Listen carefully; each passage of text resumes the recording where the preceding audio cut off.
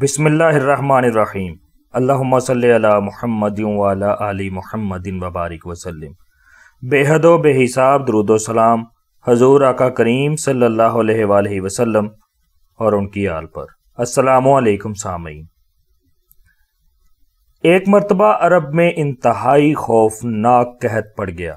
اہل مکہ نے بتوں سے فریاد کرنے کا ارادہ کیا، مگر ایک حسین و جمیل بوڑھے نے مکہ والوں سے کہا کہ اے اہل مکہ، ہمارے اندر حضرت ابو طالب موجود ہیں، جو خانہ کعبہ کے بانی حضرت ابراہیم خلیل اللہ علیہ السلام کی نسل سے ہیں اور خانہ کعبہ کے متولی ہیں۔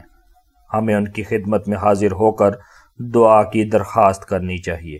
چنانچہ سرداران عرب حضرت ابو طالب کی خدمت میں حاضر ہوئے اور فریاد کی، اے سردار، قحط کی آگ نے سارے عرب کو جھلسا کر رکھ دیا ہے۔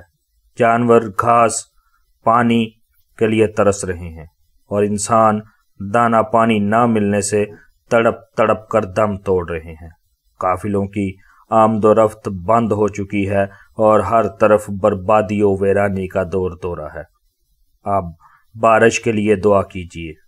اہل عرب کی فریاد سن کر حضرت ابو طالب کا دل بھر آیا اور وہ حضور صلی اللہ علیہ وآلہ وسلم کو اپنے ساتھ لے کر حرم کعبہ میں گئے اور حضور صلی اللہ علیہ وآلہ وسلم کو دیوار کعبہ سے ٹیک لگوا کر بٹھا دیا اور خود دعا مانگنے میں مشغول ہو گئے۔ دوران دعا حضور صلی اللہ علیہ وآلہ وسلم نے اپنی انگشت مبارک کو آسمان کی طرف اٹھایا تو ایک دم چاروں طرف سے بدلیاں نمودار ہوئیں اور فوراً ہی زور کا باران رحمت برسا کہ عرب کی زمین سیراب ہو گئی۔ جنگلوں اور میدانوں میں ہر طرف پانی ہی پانی نظر آنے لگا۔ چٹیل میدانوں کی زمینیں سرسبز و شاداب ہو گئیں۔ قحط دفع ہو گیا، کال کٹ گیا اور سارا عرب خوشحال اور نہال ہو گیا۔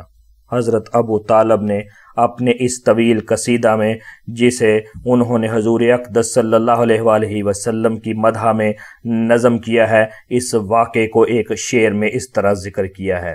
ترجمہ: وہ حضور صلی اللہ علیہ وآلہ وسلم ایسے گورے رنگ والے ہیں کہ ان کے رخ انور کے ذریعے بارش طلب کی جاتی ہے۔ وہ یتیموں اور بیواؤں کے نگہبان ہیں۔